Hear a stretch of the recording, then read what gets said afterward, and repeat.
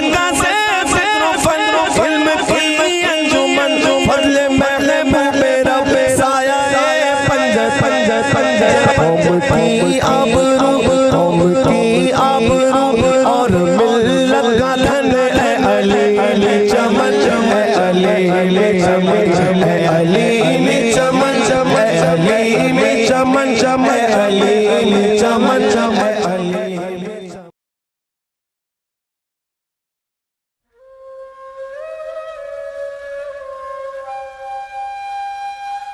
وقت کے عظیم مجدد امام احمد رضا خان علیہ الرحمہ نے جسے عالم فہیم، سفیر اسلام اور مبلغ چین و جاپان کہا، جلیل القدر فقیہ و محدث علامہ عبد الباقی مہاجر مدنی نے جسے عالم فاضل، صالح کامل، ناشر الملت المحمدیہ اور ناشر الطریقت المصطفیہ کہا، مفتی مکہ قاضیۃ القضات عبداللہ بن عبد الرحمن حنفی نے جسے فاضل اور عالم کامل کہا، معروف مصری قائد حسن البنا نے جسے صاحب الفضیلہ اور الداعیۃ الاسلامی کہا، مملکت خداداد کے بانی قائد اعظم محمد علی جناح نے جسے شیخ التبلیغ اور سفیر پاکستان کہا، جارج برنارڈ شاہ جیسے عظیم دانشور نے جسے عظیم افضل اور اسلام کا سچا مصور کہا، سید سلیمان ندوی نے جسے پرجوش مبلغ اسلام کہا، عبد الماجد دریابادی جیسے ظرف نگاہ ادیب نے جسے بیش بہا تبلیغی خدمات کا حامل کہا۔ جی ہاں، ہم اسی عبقری شخصیت کے ذکر خیر سے مشام جاں معطر کرنے جا رہے ہیں جو شاہ فرید الحق کے بقول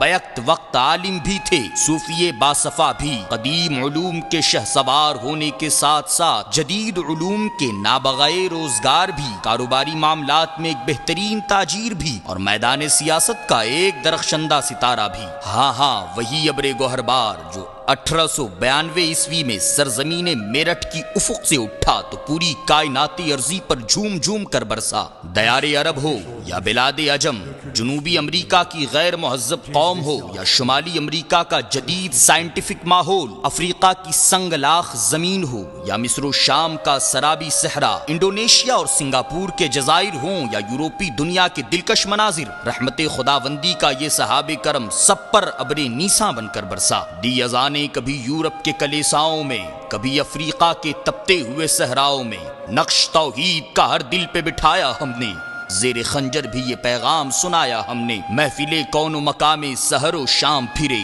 میں توحید کو لے کر صفت جام پھرے، کوہ میں دشت میں لے کر تیرا پیغام پھرے، اور معلوم ہے تجھ کو کبھی ناکام پھرے، کبھی عرب تو کبھی عراق میں، کبھی مشرقی اردن میں تو کبھی ارض فلسطین میں، کبھی چین میں تو کبھی جاپان میں، ہر خطۂ ارضی میں پیغام حق کو عام کیا۔ ڈاکٹر فضل الرحمان انصاری کے بقول آپ کے اندر ایک بے چین روح تھی جو آپ کو خدمت دین کے لیے مشرق و مغرب، شمال و جنوب میں لیے پھرتی رہی۔ گنگا جمنا کی فیاضی کو ہزار ہزار سلام، مگر ان کا فیضان ایک مخصوص خطے اور ملک کے ساتھ خاص ہے، لیکن رشد و ہدایت کے اس چشمہ سیال کو کروڑوں سلام کہ جس کے علم و فضل کی فیاضی کسی ملک اور خطے کے ساتھ خاص نہیں۔ راہ حق کا یہ مرد قلندر تنہا اٹھا اور بحر و بر کی وسعتوں پر چھا گیا، تنے تنہا 50,000 سے زائد گم گشتگان کو راہ حق پر گامزن کیا۔ گویا آپ رشد و ہدایت کے وہ درخشندہ مہتاب تھے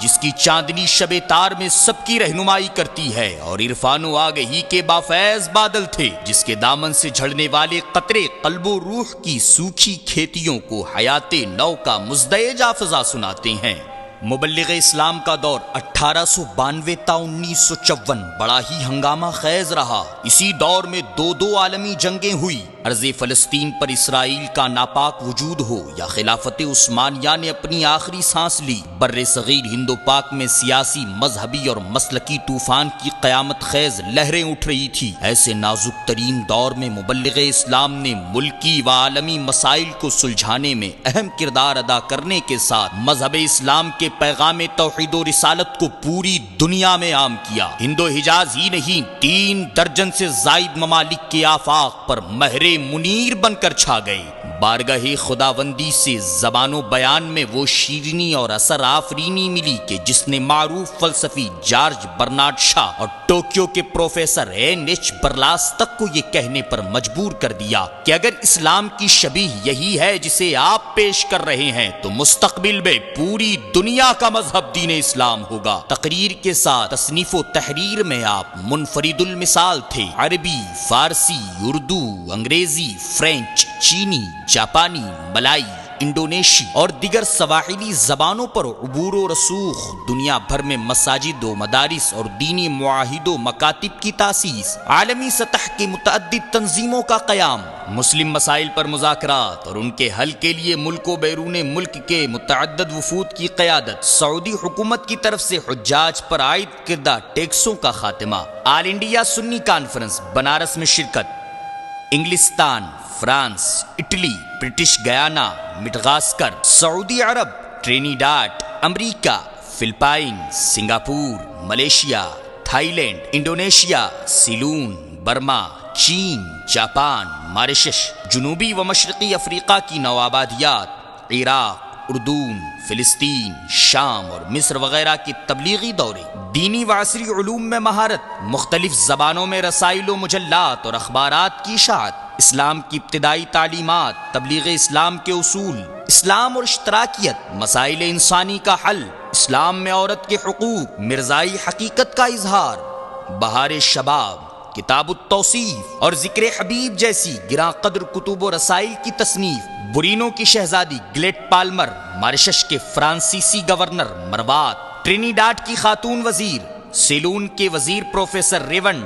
کنگ بری اور سنگاپور کے بیرسٹر مسٹر دت جیسے ارباب حکومت و اصحاب فکر و نظر کے دل میں مذہب اسلام کی بے کنی مبلغ اسلام کے حیات طیبہ کے عظیم کارنامے ہیں۔ بیش بہا دینی خدمات کے صلے میں اللہ جل شانہ نے آپ کو قابل رشک موت عطا فرمائی۔ 22 ذوالحجہ 1374 ہجری مطابق 22 اگست 1954 عیسوی کو گنبد خضرا کی حسین چھاؤں میں عازم سفر آخرت ہوئے اور خانوادہ صدیقیہ کی ماں ام المومنین حضرت عائشہ صدیقہ رضی اللہ تعالی عنہا کے قدموں میں جگہ پائی۔ خاک ہو کر عشق میں آرام سے سونا ملا،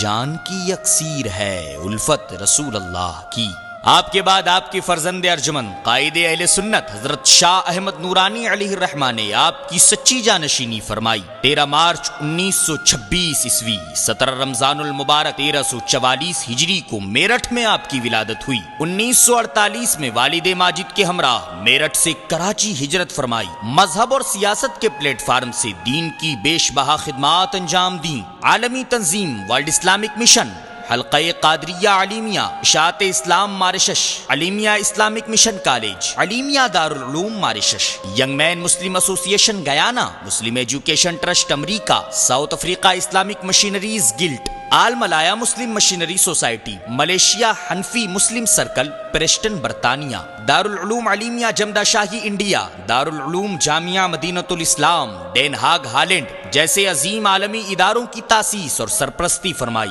دنیا کے مختلف ممالک میں تبلیغ دین کے ذریعے 70,000 سے زائد لوگوں کو جادہ حق پر گامزن کیا۔ 1972 عیسوی میں پاکستان کے عبوری آئین میں مسلمان کی تعریف داخل کرا کے قادیانیوں کو غیر مسلم اقلیت قرار دلوانا، پاکستان میں نظام مصطفیٰ کا نعرہ مستانہ بلند کرنا، تحفظ ختم نبوت کی تحریک برپا کرنا اور جمعیتی علماء پاکستان، ورلڈ اسلامک مشن اور متحدہ مجلس عمل پاکستان کی مسند صدارت کی زینت بننا آپ کی زندگی کے عظیم کارنامے ہیں۔ ہندوستان میں ان دونوں بزرگوں کی عظیم علمی کرامت دارالعلوم علیمیہ جمدہ شاہی ضلع بستی یوپی انڈیا ہے۔ حضور مبلغ اسلام جمدہ شاہی کی سرزمین پر 2 بار تشریف لائے۔ آخری سفر 1945 عیسوی میں ہوا، جس میں آپ کی خواہش پر جماعت علیمیہ مسلمانان جمدہ شاہی نے ایک مدرسے کی تاسیس کا پروگرام بنایا۔ جنوری 1952 میں چھپر کی شکل میں اس ادارے کا قیام ہوا۔ 1972 میں دارالعلوم کی شکل اختیار کر گیا۔ 1986 عیسوی میں حضور شیخ القرآن علامہ عبداللہ خان عزیزی علیہ الرحمہ مصنف معارف التنزیل شرح مدارک التنزیل کی آمد کے بعد اس ادارے کی برق رفتاری نے دنیا کو حیران کر دیا۔ مبلغ اسلام قائد اہل سنت کی دعاؤں الحاج سیٹھ شمش الحق علیمی، الحاج سیٹھ غلام مصطفیٰ رضوی اور حضرت علامہ معین الحق علیمی علیہم الرحمہ کی مخلصانہ کوششوں سے آج یہ ادارہ ایک عالمی سطح کا تعلیمی مرکز بن چکا ہے، جس کی سربراہی شفیق ملت مفتی اعظم ہالینڈ حضرت علامہ مفتی محمد شفیق الرحمان مصباحی دامت برکاتہم العالیہ فرما رہے ہیں۔ اللہ تعالی حضور مبلغ اسلام قائد اہل سنت حضور شیخ القرآن اور حضور معین العلماء کی اس عظیم علمی یادگار کو روز افزوں ترقی نصیب فرمائے، آمین یا رب العالمین۔